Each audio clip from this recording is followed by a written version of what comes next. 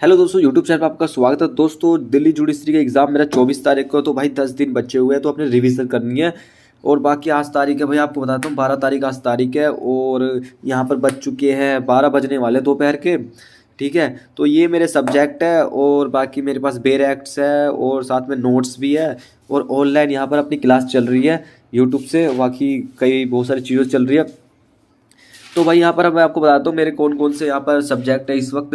तो general legal knowledge है और इसमें लैंग्वेज भी जोड़ सकते हो, कॉन्स्टिट्यूशन है, सीपीसी है, सीआरपीसी है, आईपीसी है और एविडेंस है, कॉन्ट्रैक्ट है, एसआरए है, लिमिटेशन है, आर्बिट्रेशन, पोक्सो, कमर्शियल कोर्स।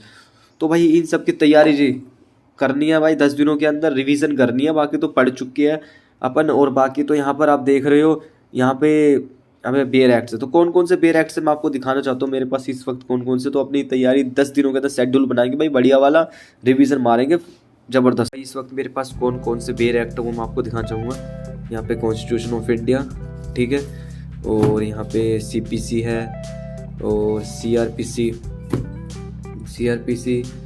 यहाँ पे देख सकते हो, कॉन्ट्रैक्ट, ठीक है, और यहाँ पे हिंदू विधि और बाकी एविडेंस और आईपीसी। ठीक है, इस वक्त मेरे पास ये बेर एक्ट है, बाकी दो बेर एक्ट वे आने वाले हैं। ठीक है, और जो है मैं जो पढ़ाई जो चल रही है, नोट्स मैंने बना रखे अच्छे तरीके से। और ये वाला तो मैं जो रिवीजन मैं कर रहा हूँ 40 मिनट का, हर सब्जेक्ट को 40 मिनट दूंगा। ठीक है, कि भाई वो नहीं है कि ज़्यादा आपको देने की जरूरत नहीं है, कोई दिक्कत नहीं है। ठीक है, तो 40 मिनट है।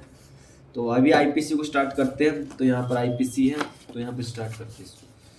फिर मैंने क्या करा है कि बेर एक्ट के साथ मैंने रजिस्टर भी रखा। ठीक है, वाइट पेज का आप देख रहे हो, और इसके साथ मैंने यहाँ पे मार्कर, यहाँ पे हाइलाइटर का यूज़ करा है, जिससे कि जो चैप्टर को हाईलाइट करा है और बाकी जो मेन में जो सेक्शन है वो मैंने लिखता गया। ठीक है, जिससे नोट्स बन सके अपने बढ़िया तरीके से।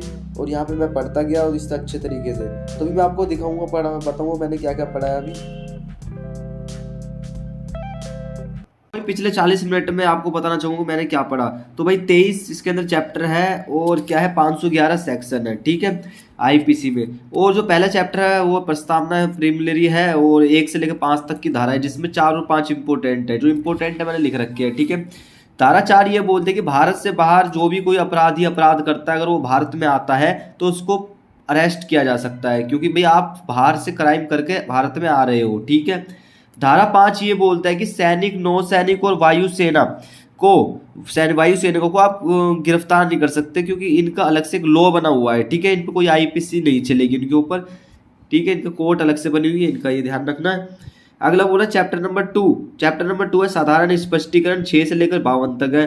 इसमें भी है भाई धारा 19 जज के बारे में बताया गया, जज कौन होता है आपको पता ही है। धारा 20 है न्यायालय के बारे में। धारा 21 है लोक सेवक के बारे में है। ठीक है भाई, पब्लिक सर्वेंट कौन होता है, धारा 21। और धारा 29 दस्तावेज डॉक्यूमेंट के बारे में बताया है। इस पर यह भी बोला है कि जो आईटी एक्ट जो आया है 2000, ठीक है, उसके जो भी आईटी एक्ट है, मतलब कि टेक्नोलॉजी से संबंधित जो भी डॉक्यूमेंट होते हैं वे भी आप कोर्ट में पेश किए जा सकते हैं। ठीक है, वो सब है। धारा 34 कॉमन इंटेंशन, ये आपको पता होना चाहिए। क्या है कि सभी व्यक्तियों को पर लगाई जाती है ये धारा 34। ठीक है, सभी व्यक्तियों ने मिलकर कोई कार्य क्या हो, मतलब सभी व्यक्तियों को एक समान इरादा हो, उसमें धारा 34 लगाई जाती है। धारा 34 कभी अकेले नहीं लगाई जाती, ये किसी न किसी सेक्शन के साथ मिलकर लगाई जाती है, जैसे 323, 34, 325, 34, है ना, तो सबको मिला के लगाई जाती है। धारा 40 में ऑफेंस, अपराध के बारे में बताया गया भी अपराध कौन से होते हैं, कि 6 महीने का अपराध अलग है, सजा वाले अलग है ना। तो धारा 40।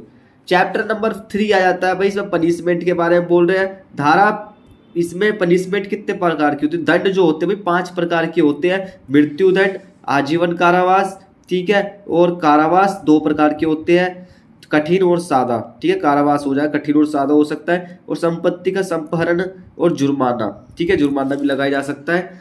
तो इसके अंदर ये चैप्टर था। तो भाई अब इसके अंदर और बताता हूँ मैं आपको मैंने क्या पढ़ा था। तो भाई इसके अंदर मैंने आपको धारा 54 पढ़ी है। धारा 54 में मृत्यु दंडादेश का लघुकरण किया गया। जो मृत्यु दंडादेश दिया जाता है उसका लघुकरण किया जा सकता है। कौन कर सकती है, सरकार कर सकती है ना, तो कम कर सकती है, करवा सकती है ना। धारा 55 है आजीवन कारावास का लघुकरण, commutation of sentence of imprisonment, ठीक है, ऑफ लाइफ।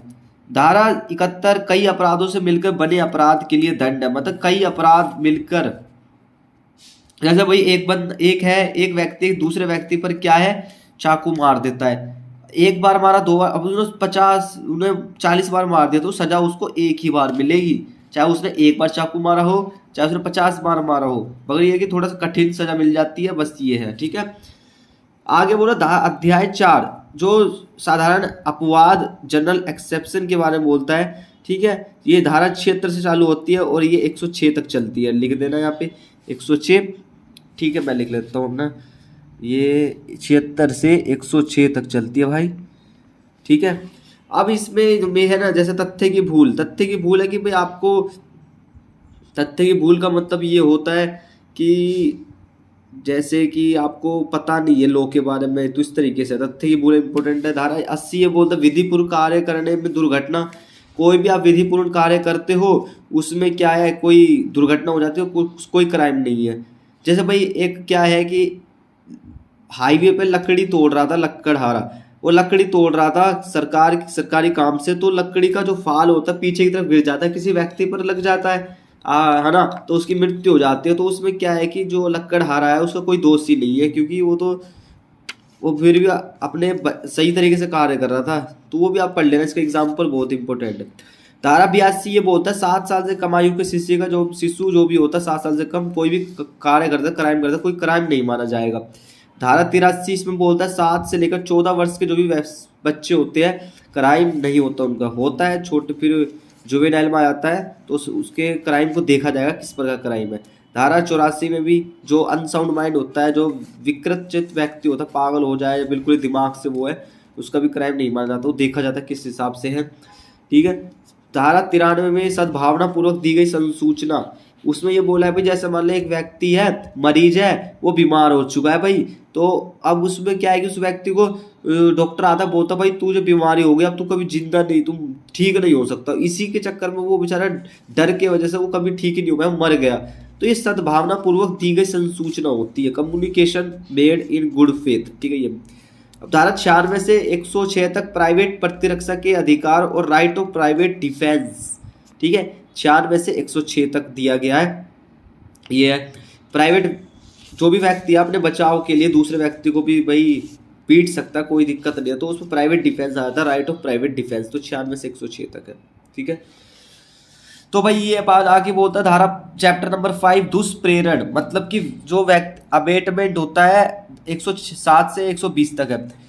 दुष्प्रेरण मतलब अबेटमेंट का मतलब होता है किसी बात का दुष्प्रेरण, इसमें 3 पॉइंट बोले, उकसाना, किसी व्यक्ति को उकसाना, षड्यंत्र में होना और सहायता करना किसी भी क्राइम में, तो ये सब दुष्प्रेरण में आते हैं, और जिसकी सजा 109 110 में दी गई है, ठीक है। आपराधिक षड्यंत्र है, क्रिमिनल कंस्पिरेसी है, 120 का में दिया गया है, ठीक है।